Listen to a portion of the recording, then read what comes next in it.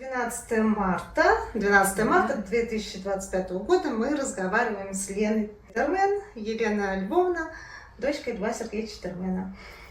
Кстати, 12 число сейчас Да? так совпало. У меня дети родились и тот, и другой 12 числа. Один 12 мая, другой 12 июня.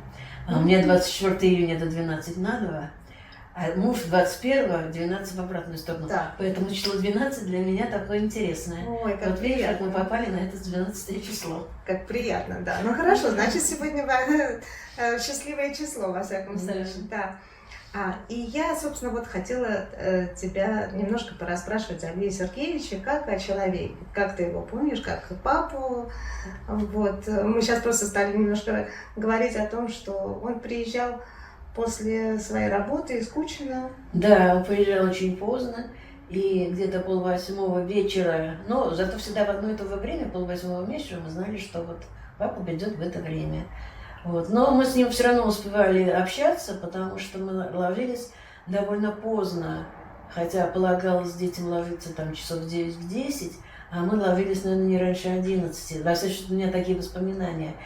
Поэтому у нас было какое-то время, хотя бы часа на 2 мы с папой могли там ему что-то рассказать.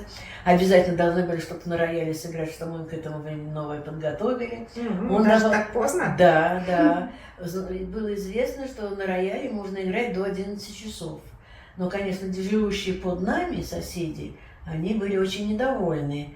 Но они терпели. У нас было 2 рояля в 2 комнатах. И представляешь, а там было 2 семьи, там была такая коммуналка. И тем, и другим мы мешали жить вот таким образом. Но вот они выдерживали это все. А вот как вы на терменвоксе в детстве играли? У вас он просто всегда был доступен, раскрытый, можно было всегда позаниматься? Стоял, всегда можно было нажать кнопочку, вернее, тумблер поднять, и он уже мог играть. Но из-за того, что у нас не так много было времени на все, я уже говорила, что были заняты всякими другими вещами, то на терменвокс была для нас действительно игра. Вот не игра в смысле концертной игры, а игра в смысле, как вот кто-то в машинке. А для нас было интересно вот на этом инструменте поиграть. А когда-нибудь вне дома вы играли на терменвоксе? Нет, никогда. Мы всегда, папа довольно много выступал, ну немного, но выступал где-то на терменвоксе, его приглашали. Мы принимали участие только в том, что мы ему аккомпанировали. То есть у Наташи были свои вещи, которые папа играл, у меня были свои вещи. А какие вещи ты аккомпанировала? Я аккомпанировала «Не бой, красавица» при мне, по-моему, «Аве Марию». Наташа аккомпанировала, я всегда очень завидовала Рахманинова вокалист. Вот это мне очень, да, мне вообще до сих пор это произведение нравится. Вокалист Наташа ему аккомпанировала. Вот. Ну, в общем, где-то вот 4-5 каких-то вещей, которые мы играли вот с папой. Но сами мы, ну, про концерты говорить нечего, мы по-настоящему-то не учились никогда этому делу. А так просто играть. И на нас очень большое впечатление произвело приезд Клары. Когда приехала Клара и показала нам свою технику игры. О, то есть она прямо к вам пришла домой, да, и играла перед вами. Прекрасно. Это было потрясающе. Это примерно 67-й, 68-й? Да, наверное, так. Ага. В общем, это было ну, просто невообразимо, насколько это было. Ну, потому что папа играл, ну, чисто классическая постановка руки, ну, как я считаю, классическая, потому что здесь нет такого обучения академического, что нужно так играть или сяк. Но вот таким образом она играла совсем по-другому. И она играла такие технически сложные вещи, делала такие пассажи, что мне казалось это абсолютно невероятным. А ты не помнишь, что она для вас сыграла? Ты знаешь, я, наверное, не могу сказать, что. Я не вспомню. Ну, классику. Она играла точно, что она играла классику, но какие-то вещи, какие конкретные, я не могу сказать. Но это было, конечно, совершенно великолепно. А что она рассказывала? Ты знаешь, она нас как-то воспринимала как детей совсем. Так что ей не очень было, наверное, с нами общаться и рассказывать о своей жизни, или, может быть, узнавать о нашей жизни. И мы, вот, нам было интересно именно вот эта игра. И мы общались именно во время вот таких вот встреч. Но встречи, я не могу сказать встреч, потому что, может быть, это было 1 или 2 вечера. Я не могу сказать, сколько это было, но это было очень немного. Ну да, она же была недолго Да, в Москве, конечно. поэтому она и то, по-моему, этот ее приезд был такой немножечко скрытый. То есть она не имела права, или папа не имел права приглашать кого-то из... К себе домой. Да. Вот, но, может быть, он договорился, может, он предупредил. Папа был вообще такой законопослушный, просто вот невероятно. Если что-то нельзя, то значит нельзя. И к этому он относился очень спокойно. Не то, что вот он считал, что как же это я могу, почему мне это не разрешается, я имею право.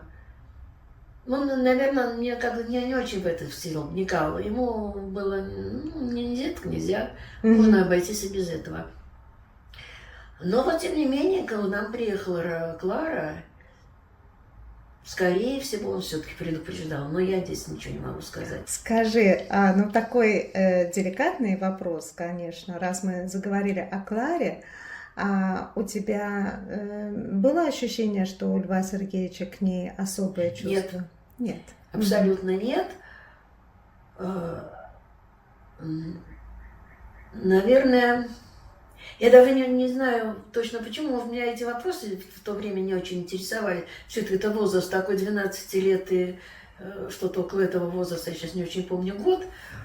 Вот. И, наверное, мне больше казалось, что он же переписывал со Словенией своей женой. И вот там какие-то чувства наверняка еще сохранились. И когда он о ней что-то рассказывал, он о ней рассказывал очень ласково, очень всегда какие-то эпитеты употреблял, такие хорошие. И чувствовал, что он к ней неравнодушен, что она ему дорога. А с Кларой он был, как с подругой, с другом, с ученицей, но вот такого отношения я как-то не заметила. Интересно. Но не могу точно сказать, но я этого не замечала. А про переписку я знала, может быть, поэтому я уже, как это говорю, совершенно по-другому про Ларинию. Потому что я знала, что они переписываются, и даже, может быть, какие-то выдержки папа нам читал. Я не утверждаю, но я знала, что там папа к ней очень хорошо относится. Да, понятно, понятно.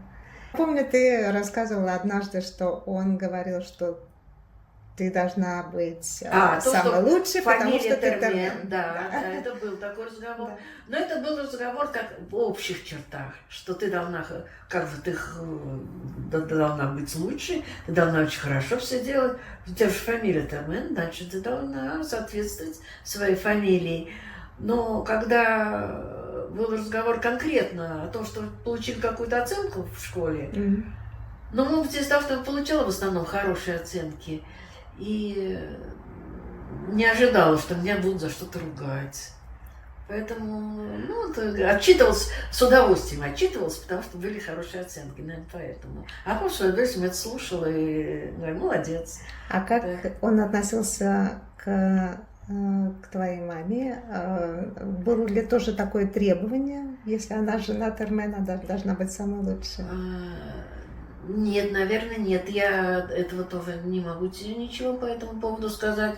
Но мама была вообще, мама, на мой взгляд, идеальной. Но это я могу только сейчас сказать. А в каком Когда смысле? я была маленькой, я, конечно, не могла это чувствовать. А сейчас, когда я сама имею детей, даже внуков, я понимаю, насколько много времени она уделяла и нам, и хозяйству, и папе, и всему, что хорошая жена, мать, как она себя ведет. То есть она все успевала? Да, она с нами занималась музыкой. Она не имела музыкального образования, но я помню, когда мы только были в подготовительном классе или в первых классах, когда мы только учились писать нотки, скрипичный ключ, когда мы писали диктант не конкретно нотами, а писали диктант по высоте звука. что-то играется, а мы по высоте звука нотки должны были ниже, выше писать, рисовать эти нотки. Она этим с нами занималась. Она много чем занималась по музыке, хотя к музыке не имела отношения до этого. То есть она как бы сама тоже обучалась. Если она не играла на рояле, но всякую такую техническую вещь она, в общем-то, То есть она, в принципе, была талантливый человек, просто Да. не во всем. На ней это все держалось. Если вот поступать, ведь не папа с нами пошел вот поступать, не папа нас повел, а мама. И когда мы ходили в подготовительную, это точно вот на Якиманку, туда нас, конечно, мама водила. Но папе некогда было, Да. папа же работал. Мама все-таки не работала. А мама в то время не работала? Мама вообще не работала, потому что у мамы было со здоровьем очень неважно. И она очень часто лежала в больницах. И тогда вот с нами, ну, проводил время папа, ну как проводил время, он должен был как-то за нами ухаживать, что-то нам помогать, что-то делать, что только возможно. Например, ой, до сих пор помню эти завтраки, папа уходил очень рано, часов в 6 утра, что ли, ну, в общем, гораздо раньше, чем мы вставали. И когда мы вставали завтракать, то там уже лежали бутерброды готовые, которые мы должны были, ну, чай мы могли себе сами налить, а бутерброды уже были папой сделаны. И вот сейчас, когда в магазине я покупаю тамбовский окорок, который называется тамбовский окорок, на самом деле это что-то не то, и вспоминаю тот тамбовский окорок, который нам папа на бутерброды клал, он был вкусный, но он был весь уже вот такой скрюченный, потому что он уже отлежал там свои 1,5 часа. То есть вот папа нам готовил эти самые бутерброды. И уезжал на работу. И уезжал на работу. А мы вставали и дальше уже сами как могли. А папа работал в Кучино как бы вот все это время вашего детства? Да. Или он в разных местах работал? Нет, вот все, что я помню, это было в Кучино. И он же довольно рано ушел на пенсию, ну как рано, он ушел поздно на пенсию, но он мог бы работать еще гораздо дольше по своему здоровью, по своим интересам и так далее. Но он ушел на пенсию, когда это было положено. Не знаю, тогда 65 ему было или сколько лет тогда вот уходили на пенсию. И ему тогда вроде как было такое предложение. Значит, если он не уйдет на пенсию, тогда он должен заниматься НЛО. А папа не хотел заниматься НЛО. Он, очевидно, в это не верил. И отказался. И он выбрал уйти, чем заниматься тем, чем он не хочет заниматься. И он решил заниматься тем, чем он хочет. И дальше он вот уже во многих местах работал, в университете работал, дома все время что-то делал, и потом в звук, как называется, звукозаписи. Лаборатория звукозаписи, да, в консерватории, да? И консерватории, и еще какая-то ГДРС, я думаю, какие-то лекции где-то читал, куда-то. Ну, вообще, он все время где-то пребывал. То есть он не вообще на диване, вообще не помню, чтобы он не то, что лежал, даже никогда не сидел. Если он дома, то он сидел за своим рабочим столом. Вот, как я уже сказала, то он паял там чего-то, и вот этот запах канифоли, мой любимый запах. Сколько я помню, дядя Лёва, он всегда шутил. Да. Я даже не помню, чтобы у него было одно предложение без шутки. Да. Вот. Другое дело, что не всегда можно было как-то эти шутки, не все это понимали. Да, ну, действительно, папа всегда так разговаривал. Да, здесь я не помню его злого, я вообще его не помню. Вот папа и злость не сочетаются вообще никак, никоим образом. То есть он вас не ругал никогда? Нет, он мог сказать... А вот я, по-моему, уже где-то говорила об этом. У него была такая присказка: «Пошел слон по бочкам». Это было ругательство. Что-то я не так сделала, там я, может быть, там что-то сломала, что-то там, ну, что-то такое. Вот пошел слон по бочкам. Вот у него было вот такое выражение. Вот. Откуда оно взялось, я не знаю, но вот я просто говорю, ругался. Но вот такой он скажет, я знала, что вот ему что-то неприятное сделала, раз он сказал вот такую фразу. Ну, честно, с чем связан слон по бочкам? Это какой источник Не знаю. ассоциации У такая? меня из-за того, что он говорил всегда в определенных случаях, Мгм. в случае, когда меня надо немножко поругать, Мгм. вот он говорил вот такую фразу. А я тоже не как-то, ну, сказал, значит, все ясно. Значит, он давно недоволен. Ясно.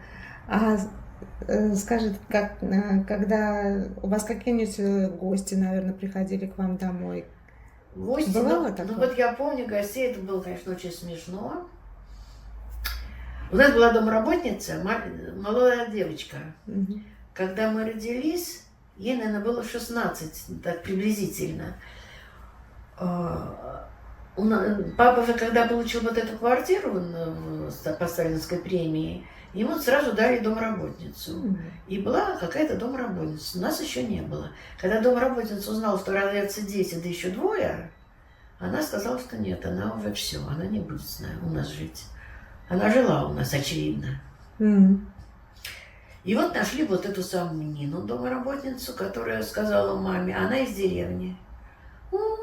Всего двое, да, ерунда, справимся. И вот мы, когда были совсем маленькие, вот с нами была вот эта домработница Нина, очень хорошая, Мгм. ну просто чудо как хороша. И к нам в гости приходила, иногда бывала ее мама. Она тоже из деревни, очень хорошая женщина. У меня вот воспоминания о них вот самые-самые какие только могут быть наилучшие. То есть можно сказать, что она и няня для вас Да, была. она вот была, она жила с нами, она была членом семьи. Ее потом устроили в вечернюю школу. Она ходила в вечернюю школу, папа ей помогал там заниматься. Так что вот она была как бы такой очень-очень старшей дочерью. И она с нами была лет, не знаю, лет до 10, может быть. Не могу точно сказать. А я почему вспомнила про эту Нину? Из-за того, что она была в таком возрасте, ну, 17-18 лет, да, там, уже ближе к 20, наверное, к тому времени. Она приглашала к нам своих кавалеров. Почему-то они вроде как были солдатики. Ну, почему-то у меня, может, это вот один раз было, мне запомнилось на всю жизнь. Но я помню, как какие-то мальчики приходили, и вот там у нас устраивались танцы. А вообще папа с нами танцевал, ему очень нравилось танцевать, он нас учил танцам. Ну, как учил, он просто с нами танцевал, мы включали музыку. У нас было гигантское количество пластинок, всяких. Там, ну, больше всего, конечно, фортепиано, ну, классика имеется в виду.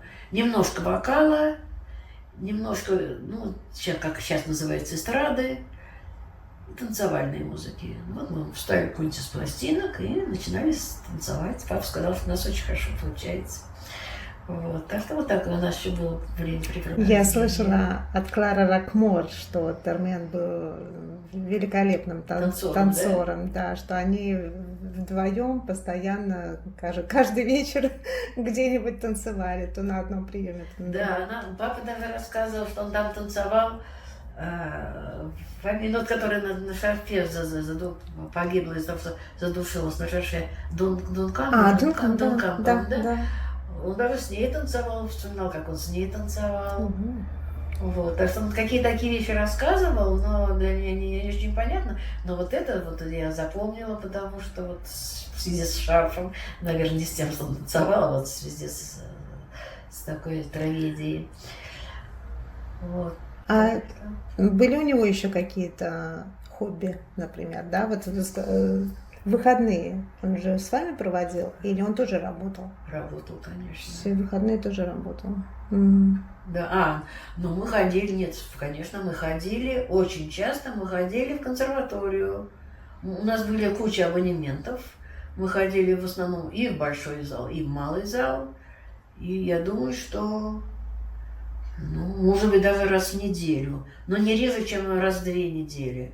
У нас были абонементы. Вы всей семьей ходили в консерваторию? Нет, или только с папой? Иногда мы ходили с мамой, но это было не часто. Чаще мы ходили с папой. Вот. И из-за того, что мы ходили на вечерние концерты, а мы еще были маленькие, и были там очень часто такие, ну, скандалы, не скандалы, но нас не пропускали, не хотели пропускать. И папе приходилось там уговаривать, рассказывать, что мы в музыкальной школе, мы так-то все. Вот, и в конце концов все складывалось хорошо, и мы ходили на эти самые концерты. Потому что были детские концерты, на которые мы все-таки не на детских концертах в основном были. А сам Лев Сергеевич вообще каким-то спортом когда-то занимался? Ты знаешь, я никогда не видела этого, но где-то я прочитала, ну, наверное, тоже наверняка читала, что он занимался боксом каким-то. Да. Где я прочитала это, я не знаю. Может, я в каком-то фильме видела. Что он, но не так, чтобы как спортсмен великий, а вот просто, ну, такая гимнастика, не гимнастика. В общем, что-то у него было с боксом связано. Это во-первых. А во-вторых, он был, вот, несмотря что он был такой хрупкого телосложения, так скажем, он же был такой очень стройный, так скажем, и не видно было на нем особых мышц. Он и весил, наверное, немного, но он был очень сильный. Он нас брал вот так вот в одной руке одну, в другой руке другую и кружил в комнате вокруг. Откуда такая сила? Не знаю. Вот сила у него была. Откуда она взялась, тоже не знаю. Интересно вообще, в чем секрет долголетия, скажем так. В питании, я думаю. Ага. Потому что ел он очень мало и всегда говорил, у меня желудочек маленький, изящненький. Это он всегда говорил. Если его заставляли, ну не заставляли, а предлагали, ну Лев Сергеевич, вы чего-то совсем это вот попробуйте. Нет, я не хочу, у меня желудочек маленький, изященький. Слушай, а у вас была дача? Это дача в Кучино, где он работал. И мы там до какого возраста, лет до 10, наверное, каждый год мы снимали одну и ту же дачу, но она была почти как наша. То есть мы на все лето, там с мая до сентября, уезжали на эту дачу. Я даже помню, что как-то раз мы с собой брали туда рояль. Ух ты! Такое мероприятие, отвезти рояль. Жить, я не помню, сколько раз. То есть вы снимали? Точно был, мы снимали, да. Это большая дача или как это вообще? Ты знаешь, так скажем, территория довольно большая у дачи, и там дом такой какой-то длинный, там одноэтажный,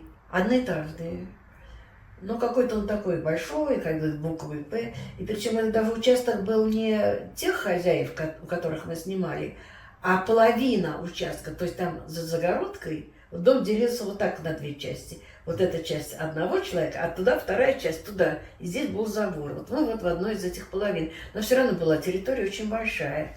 И мы там снимали, у нас была очень большая веранда и довольно большая комната. Всегда одно и то же место. Ну, получается, вот ведь лето всегда, когда 3 месяца каникул, всегда это должно быть решение родительское, что делать с детьми. Да, есть, а папе очень удобно, он на работу, вот у него там 10 минут ходьбы, одна фидача до его работы.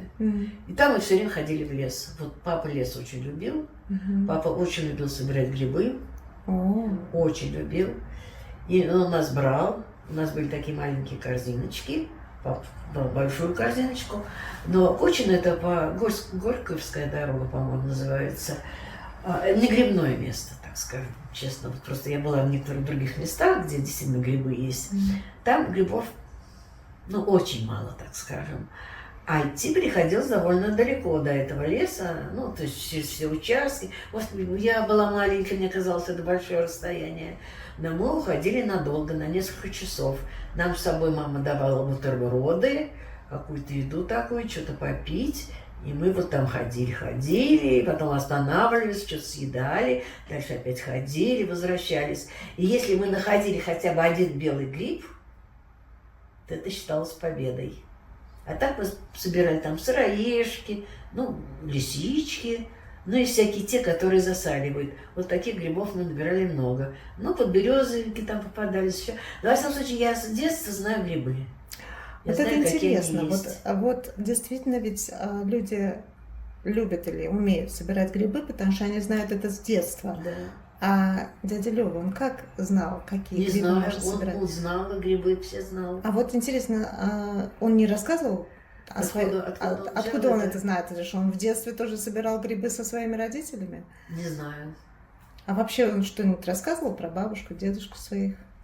В смысле, про своих родителей, да, про ваших бабушек. Знаете, я вот сейчас вот думаю иногда о том, как вообще... Ведь когда папа вернулся в Россию, Ведь уже родителей не было, родители к этому времени умерли. Я ничего вообще не знаю. Я не знаю, почему они умерли, когда они умерли, как они относились к тому, что папа уехал. Я ничего не знаю, вообще ничего не знаю. И никогда об этом не читала, никогда об этом не говорится. Знаешь, все-таки в 10 лет интересует совсем не то, что в 20, Да. и не то, что в 40. Да. В каждом возрасте есть свои какие-то интересы. А сейчас, когда меня интересует все, Да. я уже ничего не могу узнать. М. И мне очень жалко, что я ничего не узнала. М. Я ничего мало знала о маме, М. совершенно не знала о папе. Ну, то, что не касалось вот нашей жизни конкретно, то, что было раньше. Я знала, что он сидел, что он был в Америке, эти вещи я знала.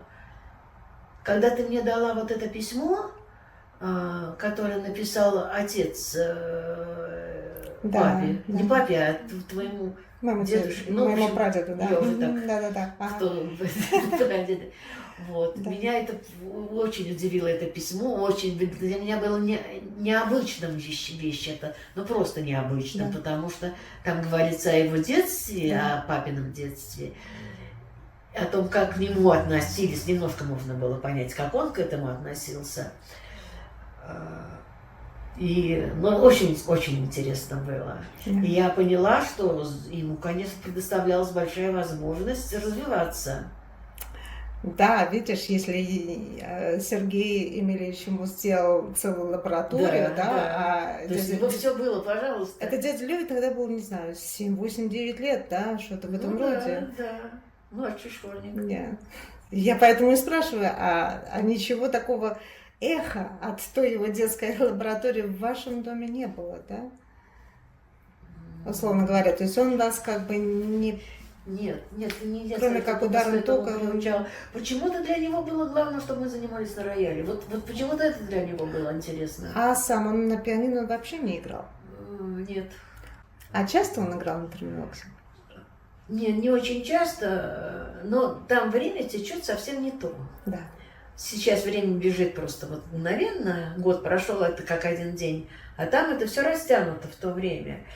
И там, мне кажется, он немножко играл только тогда, мы репетировали, когда нужно было выступать в каком-то концерте. Вот. А если он выступал там в концертах где-то раз в месяц или раз в 2 месяца, наверное, такая периодичность приблизительно Ну, была. тоже неплохо, на самом Вот, деле. то мы, то есть, 1-2 дня мы порепетировали, он там поиграл чуть-чуть, ну и на этом дело заканчивалось. Мгм. Когда он с нами вечерами, мы ему там что-то играли, да, это не была просто игра технически, как у нас пальчики бегают, да, совсем не о том была речь, а о том, как действительно, что это за произведение, о чем оно. Помню, я, по-моему, играла, мне задали «Первая потеря» Шумана, да, «Первая потеря». Первый трат. И, Да. Мгм.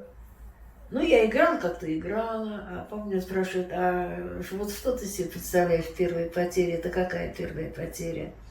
А мне даже в голову не приходило сочетать музыку с названием. Ну, грустная музыка, да. А что такое первая, какая там первая потеря? Ну, грустная музыка и все. Мгм. Вот, а папа хотел, чтобы я представила себе, а что такое первая потеря, о чем это? То есть для него было не просто вот какие-то вот звуки услышать, как я извлекаю, да, а чтобы я как-то внутри чувствовала ее, не просто вот поверхностно ушами. Поэтому вот он меня научил к музыке относиться чуть-чуть сложнее, чуть-чуть глубже, чем просто вот какие-то звуки. А когда ты, в принципе, перестала заниматься музыкой и пошла учиться Мгм. на физмате, а у него было какое-то разочарование, нет? Нет, Нет. То есть он полностью уважал твое решение? да. Мне вообще нравилось в папе то, что он ни на чем не настаивал, и не настаивал не только из-за того, что он не хотел портить отношения, а у него был такой склад характера, что если, наверное, человек что-то решил, или он как-то поступает, то он поступает так, как надо, с его точки зрения, с точки зрения этого человека. Поэтому никогда никого не осуждал. Вообще. Никогда. Про всех он говорит всегда хорошо. Это во-первых. Во-вторых, он в шутку, ну то есть вот он умел шутить на тему, что его посадил Сталин, да? Что он его посадил для того, чтобы он не пошел воевать, чтобы он его спас как бы от смерти. Ага. Очень Вот такая тоже была очень идея. дальновидная такая у него. Да. Ну, а потом еще и вот дал премию. Ну, типа, хорошо, что посадила, то пришлось пойти воевать в Да. этом плане. Хотя возраст был уже такой непризывной, так скажем. Не, ну извини меня, его посадили в 1939 году, еще как бы никого не призывали воевать в то время. Вот, но когда папа возвращался, как он сказал, что уже чувствовал, что будет война. Да. Вот, поэтому вот. И, ну, не знаю, слишком папа не знаю о плохом, да, когда то, что он сидел, то, что там происходило, он оттуда как бы выдергивал самые интересные и места, над которыми можно или посмеяться, или как бы, которые тебе не в душу, так сказать, тебя не угнетают. Вот папины глаза, они же, ну, все-таки я его могла на это обращать внимание, уже будучи уже более-менее взрослый, а он уже сильно пожилой, так скажем. Поэтому глаза уже такие не молодые. Но я даже иногда пыталась понять, какого цвета у него глаза, как у меня зеленые или они голубые все-таки. До сих пор я не очень, или серые, до сих пор я не могу точно сказать, какого они цвета, потому что он как-то их не показывал, он на тебя тогда начинает так смотреть, что ты уже ничего не понимаешь, что ты вообще хотела. Да, ты что? То есть пронзительный. Да, и он немножко разбирался в гипнозе, папа. А нам маленьким всегда было интересно гипноз. А, пап, давай загипнотизируй меня, папа, а как это, чего? Папа как-то отказывался, мама говорит, да вы что? Разбирался, то есть он сам его применял? Он не применял, но он рассказывал некоторую технологию, при которой пользуются гипнотизеры. Ну, самую простейшую, там, что надо, там, чтобы это двигался, чтобы что-то там блестело, потом невзначай надо нажать вот здесь на переносицу.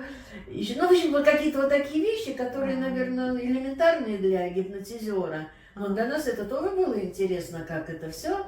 Но, в общем, так ни разу он нас не загипнотизировал? Нет, хотя мы настаивали и говорили, что папа, давай, даже папа, давай. Так? Да? То есть вы хотели бы это испытать? Конечно, да, тогда очень хотелось. Вот. Но папа этим не воспользовался. Но вот какие-то приемчики он, наверное, все-таки знал. А интересно, в связи с чем? Как это он Наверное, узнал? он это изучал, я думаю. Наверное, он тоже когда-то это интересовался. Как-то в какое-то время меня папа спросил, а вот как ты думаешь, наверное, когда он хотел сделать инструмент, который управлял глазами. И он меня спросил, а вот как ты считаешь, вот когда ты вот смотришь куда-то, как ты можешь определить направление глаз, или как вот увидев эти глаза, куда они смотрят, или как... Ну, в общем, вот какие-то вот были такие вопросы по поводу, что я думаю по поводу глаз. Но я вообще могла знать, я бы ничего не знала, я могла сказать свои впечатления, а их у меня особенно и не было никаких. Вот. Но вот вопросы вот такие вот, как у него возникали. Ну да, он хотел именно взглядом переключать программы. Да. И я как-то не очень понимаю, потому что даже сейчас иногда задумываюсь над этим. И если я вот куда-то смотрю, ну вот в определенную точку, я же могу в том же направлении смотреть не на ту длину, а вот сюда вот, и вот туда. Глаза, в принципе, должны быть одинаково. Потом бывают веселые глаза, грустные глаза. Это не только из-за выражения губ или лица, тоже они бывают разные. Поэтому здесь очень много всяких нюансов таких, которые я не понимаю. Может быть, он больше в этом понимал, может быть, он интересовался этим делом. Ну, то есть, наверняка он интересовался, когда он хотел что-то думать про инструменты. А в принципе, про гипноз, я думаю, что, наверное, он в молодости его эти вещи интересовали, потому что это не просто так вот. Молодости, ты считаешь? Я думаю, даже? что С молодости, молодости, да? Да, Любопытно. скорее всего так.